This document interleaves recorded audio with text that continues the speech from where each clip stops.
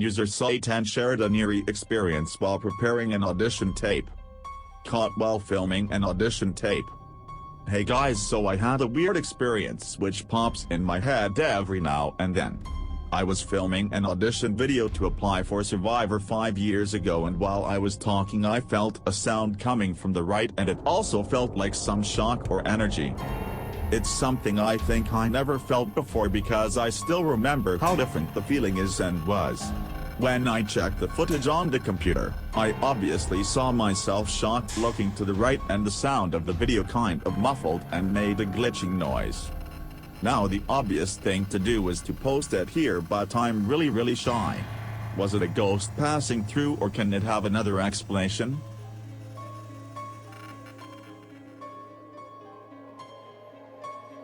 We have compiled the scariest legitimate paranormal encounters that they have shared on the Reddit.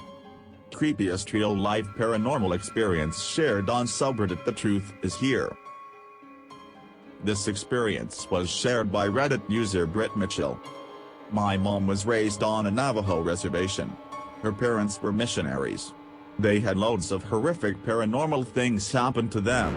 But my mom was being stalked by a skinwalker. She said it used to terrorize her every night. Things got so bad that her family packed up and moved. They were spending their last night in the house, just bare bones. Like a mattress on the floor and paper plates, cups, because everything else was packed. They were playing a card game, and then the whole house shifted and they heard screams coming from every direction. They ran out towards the car. No one was outside of their house. As they were speeding out of the reservation, my mom saw this humanoid figure bounding alongside the car, keeping pace. She said its eyes were yellow and held her gaze the entire time. Once they left the reservation, it veered off and she never saw it again. I'm inclined to believe this story. My mom is an extremely Christian woman. She hates ghost stories and doesn't appreciate that I'm into spooky shit. But she tells that story with such conviction. Reddit user Andre_Luke shared the apparition of a black cat. This happened some 2 months ago, and it involves my friend who used to live in an apartment in Fort Worth with her 2 roommates. She told me the event went as followed. She was just waking up alone in bed, and at the edge of said bed appeared the apparition of a black cat. Now, this wasn't anything too special and could be easily explained away with rational assumptions. Vision was blurry, could have been a natural thing being distorted by said blurry vision.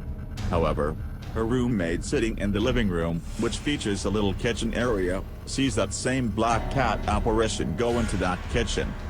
Assuming her words are totally accurate, these apparitions appeared at the same time and manifested across 2 different people. She didn't think much of it herself, but it stuck out to me extensively because I have a strange attachment to black cats in my life due to the many I've gotten to know and apart from. Now, what I wonder is why her other roommate didn't see this apparition, and it's likely because she was playing computer games at the time and wasn't able to see the path of the cat apparition. What do you all think this could mean? I've been thinking of some type of involuntarily spontaneous or type of astral projection, but that leads to another Pandora's box of questions. Reddit user TheTruthIsHere provided her uncommon things that happened in a synchronized way. I started paying attention. My husband is very in tune to happenings, coincidences, manifestations, whatever you want to call it. I've witnessed things happen due to his intuitiveness and will.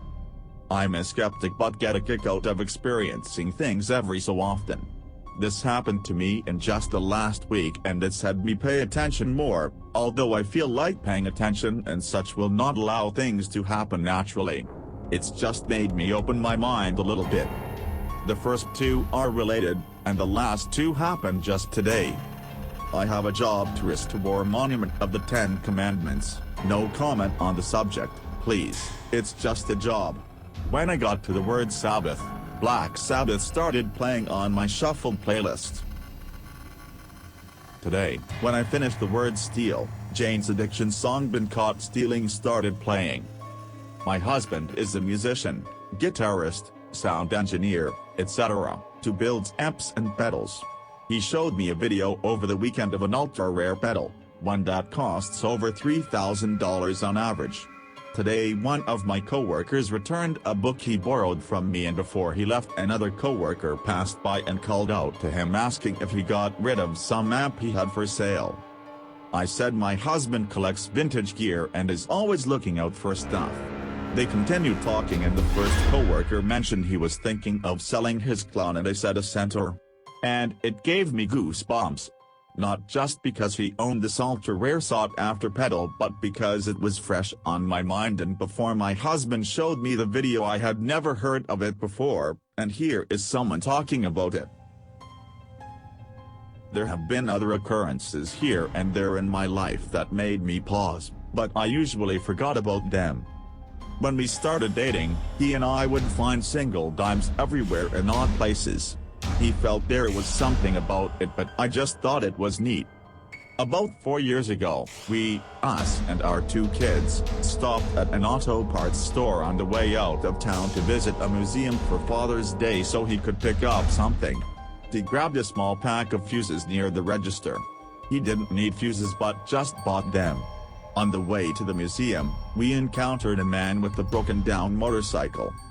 My husband rides motorcycles and always has tools in his truck. He pulled over and asked if he could help. The man didn't have tools with him. He said he took off his saddlebags because he wasn't going far from home and his wife wasn't home to bring him anything. They inspected the problem and all the guy needed was a fuse. One like he picked up on the way there.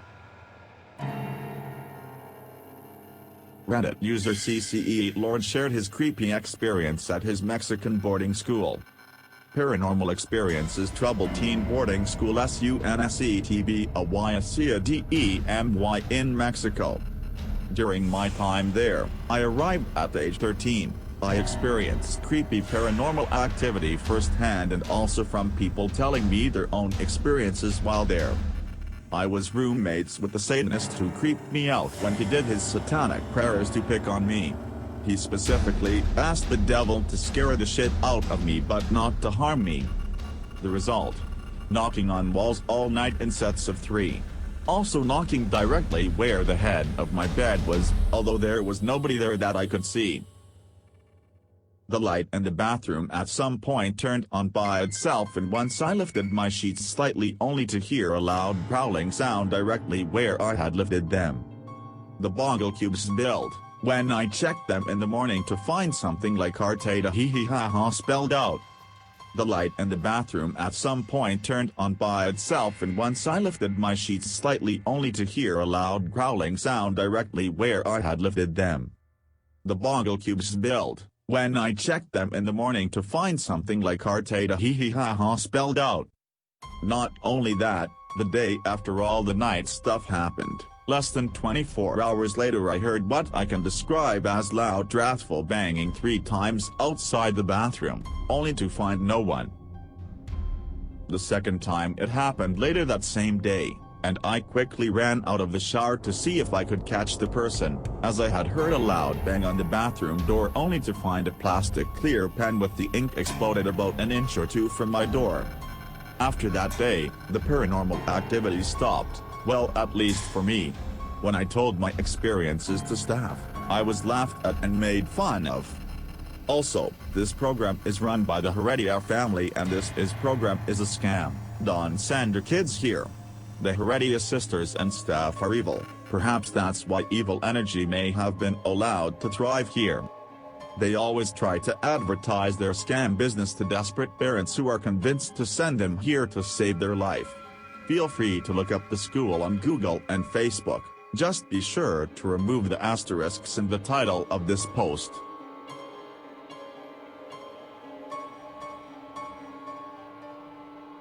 Reddit user Twisted Vampire shared a shocking experience she has while driving to the wildlife sanctuary. I saw a building that doesn't exist. Now I'm really not certain if this is the right place to post thing. If it's not, then please do tell where. Back in the summer of 2018, my family, mom, stepdad, me, all had to drive into the country to find a wildlife sanctuary. Earlier that day my stepdad had found an injured bird at the side of the road and had called it in. The wildlife sanctuary couldn't come and collect the bird themselves because they were too far out, but if we were willing to take the bird ourselves we could, and we did. After an hour of driving through various towns, we passed this massive abandoned mental hospital.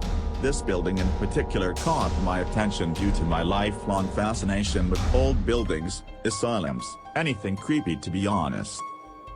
The hospital was tucked round a tight corner and surrounded by trees that somehow were taller than the structure itself.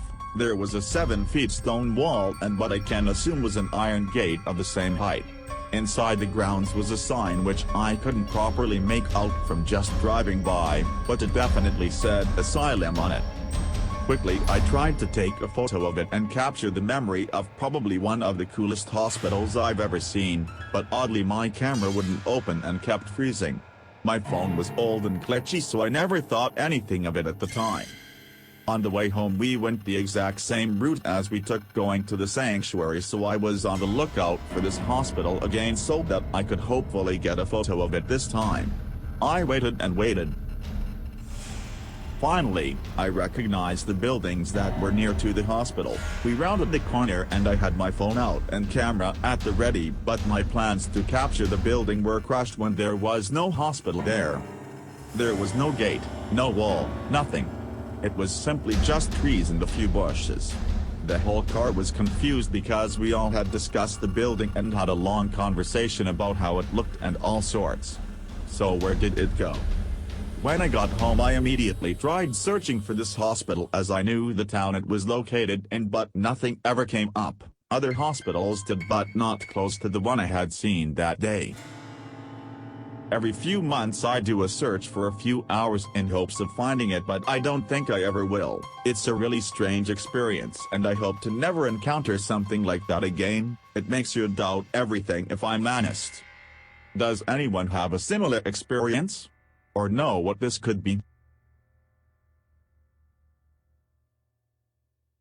Reddit user All the Snacks shared her spooky experience with her doll. Do possessed dolls belong here? My brother suggested I post here as he reminded me of a house we lived in, where a lot of strange things happened. I'm a huge skeptic and I've reasonably explained away most other events, but this one I haven't been able to. When I was a kid my uncle gave me a stuffed dog named Buddy that would talk when you pressed different buttons on his body. This doll I literally took everywhere. I loved it with my whole heart and had it from the time I was 2 to 10 years old when this occurrence happened one night. That night I could not sleep at all, which was not like me. I just had this overwhelming feeling that someone was watching me. So I stayed sitting up in bed looking around, listening, trying to calm myself down.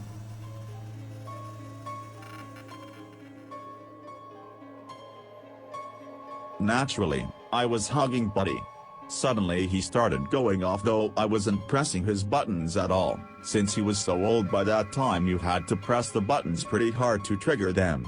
He kept saying "ow, that hurts" over and over again. Thinking I might somehow be squeezing him too hard I set him far away from me on the other side of the bed and watched him. It took a second, but then all of his buttons started going off like crazy. I still tried to explain it away, telling myself his batteries were going bad. So I took them out but was still creeped out, so I tossed him in my closet. Now, this closet was one of the old sliding doors with mirrors on the front. As soon as I closed the door something from the other side started banging on it. Banging really hard, rapid, and rhythmically as a person does. Whatever it was, it hit the door so hard the mirror was shaking as though the door would fall right off the hinges. I was frozen there for a moment, shocked and confused. I bolted to my parents' room, so terrified that I puked as soon as they opened the door. They rushed to my room to check it out but didn't find anything strange. I couldn't deal with the doll after that though, and that made them realize I was 100% not making it up, because again, I absolutely love that doll. That occurrence was the last straw for them. We rushed moved out within a few weeks due to that occurrence and a handful of other ones my parents experienced in the home. Which obviously are second-hand stories I can't tell here. But we as a family did not experience such things in homes before or after. I wish I knew what caused that weirdness that night, particularly the rapid banging on the closet. We didn't own animals, I absolutely was not dreaming, and it wasn't my brother or parents. Reddit user Polygon300 shared another spooky experience with his Toy Story character's action figure. Toy Story was no joke. I ramble on a bit, I know. When I was a kid I had a Woody and Buzz. My Buzz was the weird one with the choking hazard arm cannon. He also had this little light bulb in its stomach that didn't light up. I can only assume it was part of an infrared gimmick. Sometimes, my Buzz would just talk on its own. It only did this while in the closet, and on some occasions, you could hear Woody talk back. It was always scripted lines from the movie. The problem is that they were not a matching set. My Woody was far too big for my Buzz, and just like the movie he only had a pull cord. They would still talk though. Buzz would start and Woody would finish. Eventually, their batteries died, thank God, and I outgrew them. Then I got G.I. Joe Duke with a silicone head and moving mouth, who also had a talking function. Now he never talked without me pushing his button, but once when I picked him up I saw his mouth move. It wasn't super obvious, but I was hyper attentive to detail, and I know my hand wasn't half cocking the mechanism hooked to the butt.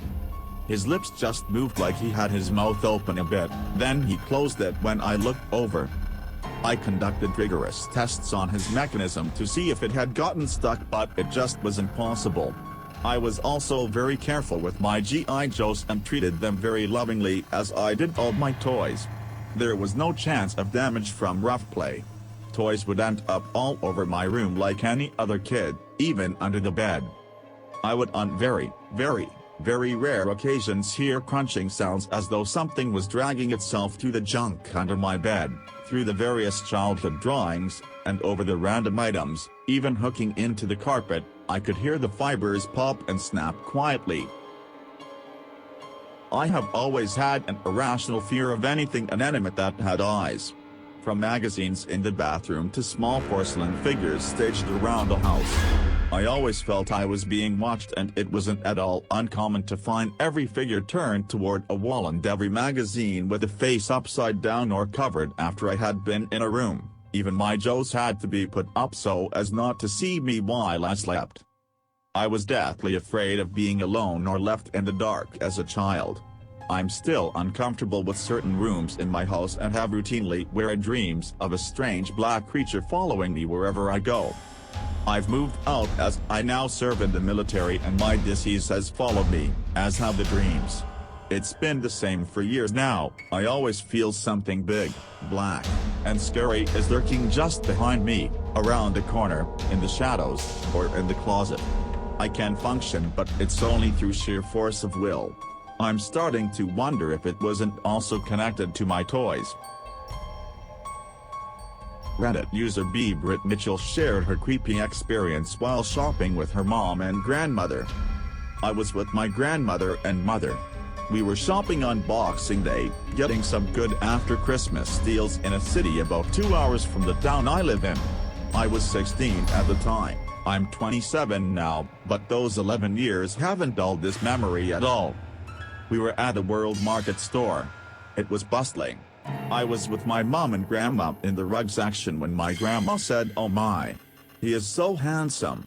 My mom and I glanced in the direction my grandma motioned, and there was this tall man with dark hair and light skin. Not necessarily pale, just light. He had a strong profile, his jaw was chiseled and he had an angular, but he has an attractive nose. He didn't look at us, we just saw his profile. He was wearing a black suit with a winter coat over it. After ogling for a moment, my mom and grandma meandered to another island. I decided to go look at toiletries. I was alone in the corner of the toiletries section and I felt heard? Felt like I was hearing a voice. It was in my head and I could tell that it wasn't happening outside of my body. like I was hearing an echo of what someone was saying. I looked to my left and the tall man from before was standing at the end of the aisle, his side to me, but he was glancing out of the corner of his eye. That's when I noticed how bright his eyes were. They were the brightest blue I'd ever seen. Like he was wearing contacts or something. Okay, weird, I thought, but whatever. I ignored him and kept browsing. That's when I heard the voice again. It was a growly man's voice. I felt like it was coming from him. I glanced back toward him and his mouth wasn't moving, it was just twisted up in a crooked grin. He looked at me again. That's when I started understanding the words. "You are a beautiful child," it said. I say it because the physical guy wasn't actually speaking out loud. "Who are you?" I thought in response. "You know who I am, child." I found it odd that he was calling me child and the timbre was low and slow. Having enough, I turned my back to him and started walking away. I felt a rush behind me, like he was running toward me. I bolted. I didn't bother looking over my shoulder. Once I found my mom and grandma, I was out of breath and tears were starting to form in the corners of my eyes. I told them that the guy from before had tried to grab me. I honestly don't know if he did try to grab me, but I felt like that was the logical next step after rushing up on me like I felt he had. My mom started to panic a little and we went to check out. As we were weaving through the discounted holiday section, that tall man stopped us. He spoke to my grandma in a normal voice, saying, "I just have to say that your jacket is gorgeous." She grinned, but instinctively placed her arms over her torso. "Thank you very much," she said. I looked up at him, feeling angry. I was about to pop off on him when I noticed his eyes. They were still blue, but a more muted natural blue. His smile seemed normal. Before it was more angular and sinister. My mom put her arm around me and we started back toward the registers. Once we were in line, I heard the voice again. "No matter where you go, my child, I will always be with you. Be warned. You can never escape." I frantically turned to see the tall man standing at the entrance. He was holding the door for a mother and daughter. Once they were through the doors, he turned his gaze on me. His eyes were that full bright blue again. He winked, flashed that horrifying angular grin, and bowed slightly before turning on his heel and leaving. I still have no idea what exactly happened that day. I don't know who or what that man was. I've tried Googling specific details, but I haven't really come up with anything. I was going through an extremely rough time in my life when it happened, though, so maybe it had to do with that. Occasionally, though, I'll hear that low, slow, growly voice in my head while I'm out and about. I always scan everyone around me.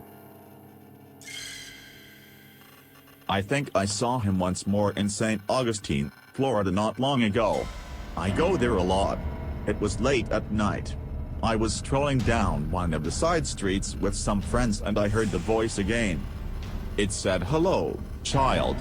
I turned to see a man walking ahead of us. He was tall with black hair. My friends turned onto St. George Street to get to another bar while I stood motionless. The man ducked into a building and I didn't see him again.